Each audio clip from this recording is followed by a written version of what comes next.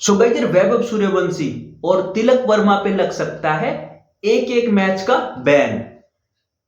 जो वैभव सूर्यवंशी और तिलक वर्मा ने ग्राउंड पे किया है ना, वो भाई कतई भी जो है वो ठीक नहीं है। आप मैच हार गए थे, कोई बात नहीं, हार को एक्सेप्ट करना था। वैभव का भी मान सकते हैं कि भाई वैभव भाई 14 साल का लड़का है, मैच हारना उसे पसंद नहीं था, श्रीलंका टीम के साथ भिड़ गया। बट जो तिलक वर्मा ने किया है वो तो कहीं से भी जो है वो जस्टिफाई कर नहीं सकते ना। और अब तो तिलक वर्मा इंडियन वाइस कप्तान है भाई T20 टीम का। अब बताता हूं माजरा है क्या। इंडिया ए और श्रीलंका ए के बीच में जो है वो मैच होता है टाई। ठीक है, मैच टाई हो गया। तिलक वर्मा एम्पायर से जाके गुथ गया कि भाई सुपर ओवर कराओ। श्रीलंकन कैप्टन और एम्पायर दोनों जो है वो कह रहे थे कि भाई सुपर ओवर नहीं करेंगे, बैड लाइट हो चुकी है ना। और बैड लाइट में सुपर ओवर नहीं करना, तिलक वर्मा एम्पायर से जाके गुथ गया। भाई जरूरत क्या थी, मतलब ऐसे टाई हो गया था, ठीक था। आप पिछला मैच हार के आ रहे थे, सीरीज आपके लिए दांव पे लगी हुई है, बट आप एम्पायर से ही जाके भिड़ रहे हो, तो भाई ये तो आपकी ही रेपुटेशन खराब कर रही है ना। एंड फिर अभी तो आप इंडिया ए के कप्तान हो भाई, आप इंडियन T20 टीम के वाइस कप्तान हो यार। आपको हो सकता है कि इंडिया की जो है वो कप्तानी भी मिल जाए, बट आप इस तरीके से एम्पायर से लड़ोगे तो ये जो है वो सारे पॉइंट नोटिस होंगे।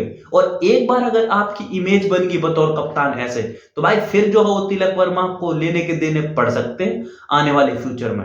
अब तिलक वर्मा एम्पायर से लड़ता है, फिर एम्पायर कन्वेंस हो गया, सुपर ओवर होता है।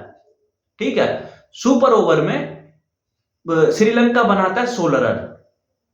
अब इंडिया को जीत के लिए चाहिए होते 17 रन। सबसे बड़ी गलती भाई, सुपर ओवर में आपने वैभव को जो हो स्ट्राइक नहीं दी, श्रेयांश हेगड़े जो है वो स्ट्राइक लेने के लिए गया, आप जो है वो सुपर ओवर हार गए।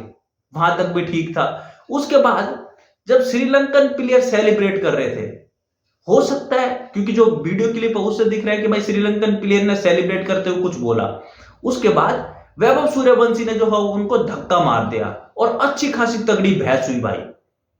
और मैं फिर कह रहा हूं, वैभव का तो यार जस्टिफाई है, क्योंकि वो बंदा, वो लड़का 14 साल का है ना। 14 साल की उम्र में आपको मैच हारना किसी को भी जो है वो पसंद होगा नहीं, और किसी भी स्पोर्ट एथलीट को। बट 14 साल का लड़का और ज्यादा जज्बाती। बट भाई तिलक वर्मा तो इंडिया के लिए एशिया कप खेल चुका है, इंडियन टीम में पिछले 2-3 साल से कंटिन्यूसली खेल रहा है, और उसके बाद तिलक वर्मा की जो हरकत है वो तो भाई कहीं से जस्टिफाई होती हुई दिख नहीं रही। आप जो है वो क्लूलेस कप्तानी कर रहे हो तिलक वर्मा। ठीक है, आपकी बॉलिंग रोटेशन ढंग से हो नहीं रही। पिछला मैच आप अफगानिस्तान ए के अगेंस्ट हार गए, आज आप श्रीलंका ए के अगेंस्ट हार गए, और हारने के बाद जब मैच सुपर टाई हो रहा है तो तुम एम्पायर से जाके लड़ रहे हो।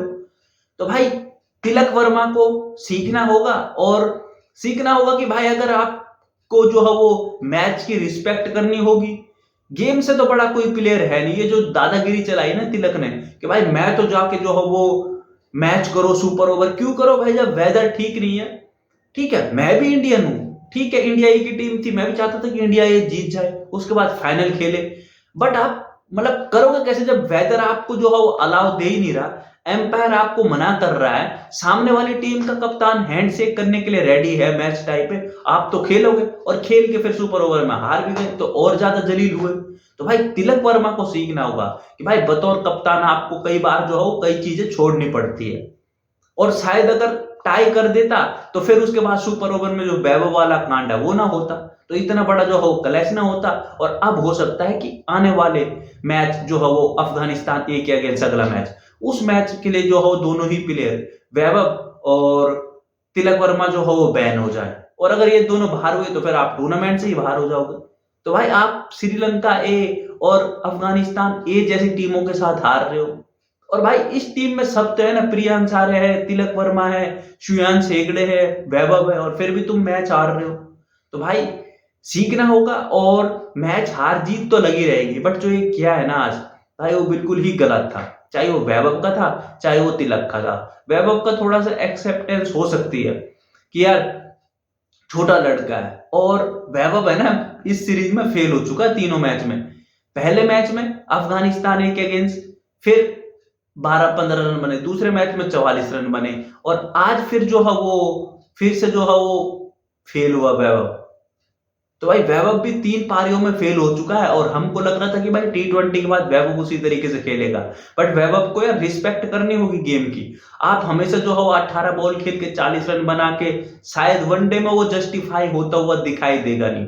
तो वैभव को जो है वो अपना गेम इंप्रूव करना होगा एंड उसके बाद आप देखते हैं भाई आने वाले टाइम में होता क्या है और किस तरफ जो है वो वैभव जब अब आयरलैंड में टी20 खेलेगा वहां पता चलेगा असली कि भाई अभी वैभव जो है वो इंटरनेशनल के लिए तैयार है कि नहीं। स्पेशली वनडे और लॉन्गर फॉर्मेट में तो बाद में ही पता चलेगा। टी20 के लिए तो लगता है कि यार वो बंदा कंफर्टेबल है बट टी20 में वनडे में जो है अभी भी टाइम लगेगा। अब मैं बात करूं तो यार टीम इंडिया का इंग्लैंड के अगेंस्ट खेले जाने वाली वनडे सीरीज के लिए जो है वो एज ऑफ नाउ इस वीक में जो है वो सिलेक्शन होने वाला है जो इंग्लैंड में वनडे सीरीज खेली जाएगी। अब देखते हैं कि भाई बीसीसीआई क्या डिसीजन लेती है और किस प्लेयर को जो है वो चांस मिलेगा और बड़ा इंटरेस्टिंग होगा क्योंकि भाई रोहित शर्मा और विराट कोहली का जो है वो केस दिन प्रतिदिन जो है वो डिफिकल्ट होता हुआ दिख रहा है। तो अब डिसाइड करते हैं कि भाई बीसीसीआई क्या रोहित और विराट को इंग्लैंड के लिए वनडे टीम में सेलेक्ट करती है कि नहीं ये तो आने वाला समय ही बताएगा। तो फिलहाल के लिए वीडियो को रखते हैं यहीं तक। तो भाई यार आप अपनी राय कमेंट करके जरूर बताना और यूट्यूब चैनल को सब्सक्राइब करना। धन्यवाद।